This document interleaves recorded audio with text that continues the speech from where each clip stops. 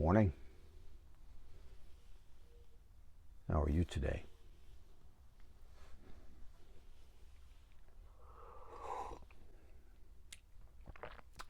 I post a lot of content. That's because I have a lot of things to say, and providing content is fairly easy for me to do. And if you, I don't really like the calculus, but here it is. If nobody knows who you are, nobody's interested in what you have to say. So it's not the quality of the content, it's whether you're known or not. Isn't that the most ridiculous thing? Is that, and we see this. In fact, I've done this. When I had a newsletter together and I'd say, well, that's a good quote, and I couldn't find the quote, and I realized that I guess I made the quote up. I think I said something to the effect of, the love of one person can overcome the hatred of 1,000. Right, I typed that in. Who said it? Well, nobody said it. So I had this newsletter, and rather than say that I said it, I think I said, Mark Twain or Abraham Lincoln said it. And this is the thing. I mean, there are people who will say something wise, and nobody will like it, so then they'll tag Lincoln or Twain to it, and then go, oh, okay, it's great. So anyway, I provide the content, and we'll just see what happens. I think it's good stuff. If it's not famous, well, we'll see what happens, but that's the way it is. And speaking of that, you turkey, missed it, is a guy named Simon Sinek. Simon Sinek has the golden circle, and it's not what you do, and it's not how you do it, it's why you do it. And he's made boatloads, and now he's famous, and he's a guy who specializes in optimism, and for all of those reasons, good for him. I think he's doing a nice job. But I've been thinking about that circle of his, and well, I don't necessarily disagree with it. I'm just going to talk about this. I posted this in my office, which is very neat, in camera range. If you zoom out of my office, you'll see it looks a lot like this, but in there it looks way more professional. But just you and I talking this morning, I thought I would just lay it out. Because at the center of it, it isn't about your why. I think it's deeper than that. It's who you are, who God made you to be, who God cut you out to be. Who are you? It's the heart of who you are. And you got to find that. It's not necessarily easy to find, but once you find that centering piece of what God made you to be, that's who you are. And then the other thing that I think Simon Sinek misses on is when you are. Not just in the course of history, born to this time and place, but in your own life cycle.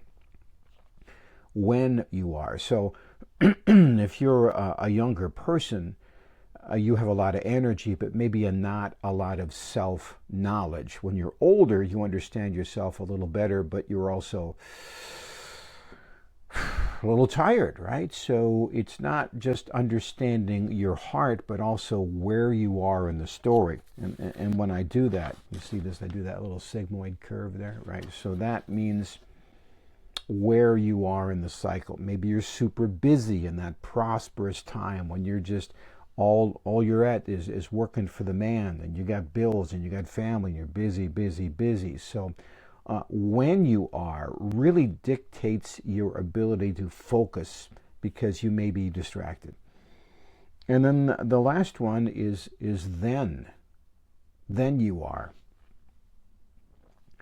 And I think what I'm saying with that is, well, then what? I mean, if you do that, if you do this, if you live this, well, then what?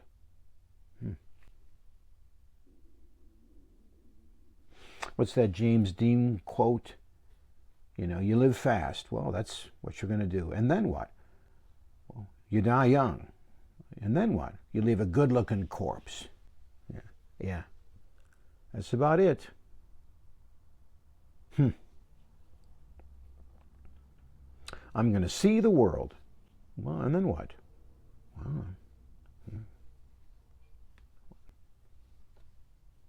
Well, they don't have an answer to that.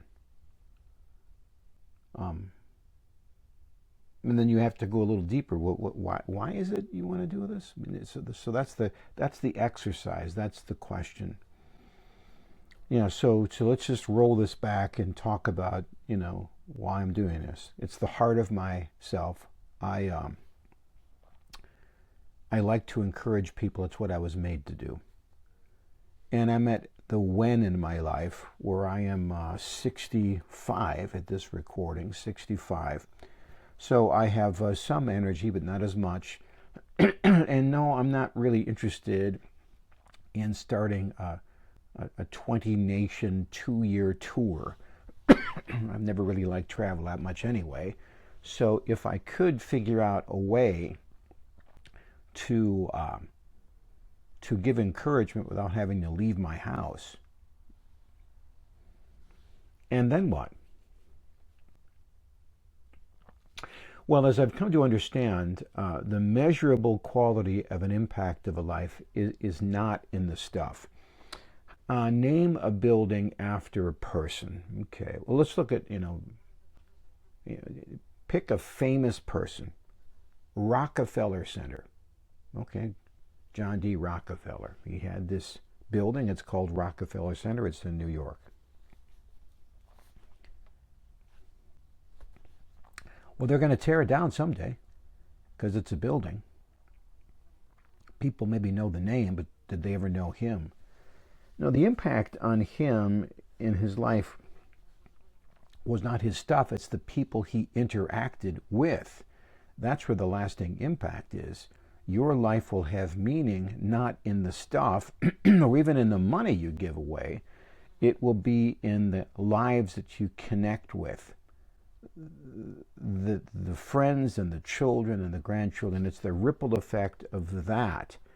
That will be the measure of your life. So find your story. Live your story. Share your story. Simple. Not easy, but simple.